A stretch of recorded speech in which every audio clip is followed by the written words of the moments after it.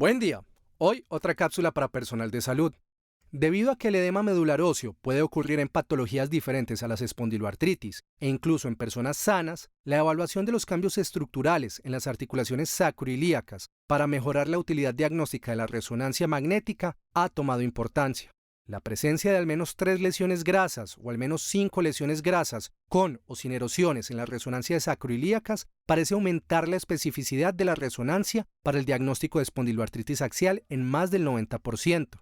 Además, las lesiones en resonancia parecen tener un valor pronóstico. En pacientes con espondilitis anquilosante, el edema medular óseo en las esquinas vertebrales se asocia con progresión radiográfica subsecuente.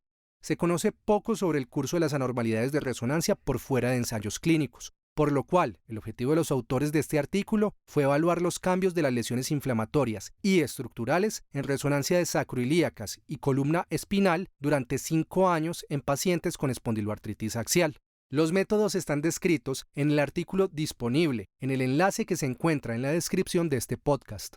En total, se tuvieron disponibles 155 pacientes con resonancia de seguimiento a 2 y 5 años. De estos, un 52% eran mujeres, la edad promedio era de 33 años, un 24% tenía artritis periférica, 7% tenía uveitis, 50% entesitis, 14% dactilitis y el 63% eran HLA-B27 positivo. A los 5 años hubo una disminución del puntaje Spark promedio y los pacientes que cumplían la definición ASAS de resonancia positiva disminuyeron de 29% a 22%. Las erosiones y lesiones grasas aumentaron, solo las grasas de forma significativa, tanto en tamaño como en número. Para las sacroiliacas, la esclerosis y la anquilosis parcial fueron raras al inicio y a los 5 años de seguimiento. El aumento neto de 3 o más erosiones fue del 0.7%. El aumento neto de 3 o más erosiones fue de 0.7%. El aumento de 3 o más lesiones grasas fue del 8%. Y para más de 5 lesiones grasas, con o sin 5 o más erosiones, fue del 6%. Para la columna, las erosiones estuvieron estables. El aumento de sindesmofitos fue poco, al igual que las lesiones grasas. La esclerosis espinal y la anquilosis fueron raras. A través de los 5 años de seguimiento, hubo disminución del edema medular óseo en sacroiliacas y un aumento de las lesiones estructurales en sacroiliacas en pacientes con espondiloartritis axial temprana. El aumento de las lesiones estructurales fue principalmente por las lesiones grasas, que llevó a un aumento pequeño en el número de lesiones estructurales altamente específicas para espondiloartritis axial, o sea, más de 5 lesiones o erosiones. El edema medular óseo espinal no tuvo cambio significativo, y aunque hubo un aumento, fue poco significativo para las lesiones estructurales espinales. Sin embargo, el número de pacientes con lesiones estructurales altamente significativas para espondiloartritis axial se mantuvo bajo durante todo el tiempo. Estos resultados son similares a los reportados en estudios aleatorizados de medicamentos, en donde las lesiones de edema medular óseo disminuyen en el tiempo con un aumento de las lesiones grasas en sacroiliacas. Sin embargo, el aumento de erosiones en articulaciones sacroiliacas no fue tan significativo como en los estudios aleatorizados. Esto se podría explicar por una diferencia entre las poblaciones.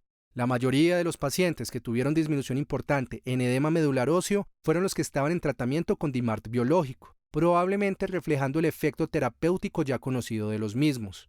Los resultados de este estudio son importantes por lo siguiente. Primero, los pacientes que reciben algún inhibidor del TNF previo por algún otro motivo.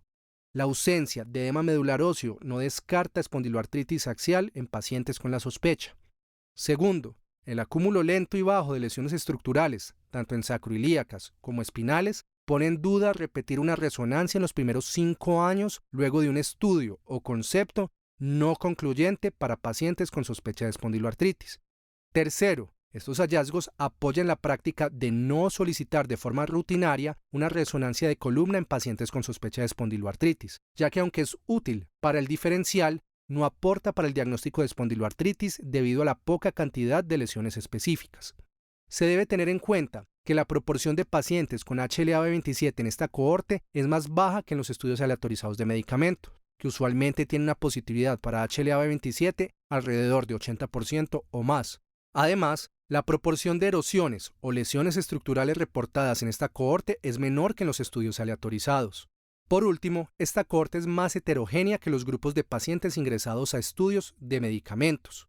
En conclusión, A 5 años, el edema medular óseo en articulaciones sacroiliacas disminuye. Las lesiones estructurales aumentaron de forma significativa en sacroiliacas, pero en columna los cambios tanto de edema medular como de lesiones estructurales fue mínimo. Una resonancia de control en los primeros 5 años en espondiloartritis axial temprana es poco probable que tenga algún valor adicional.